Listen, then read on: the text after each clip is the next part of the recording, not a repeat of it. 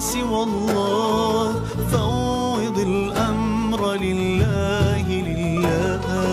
الله لا إله سواه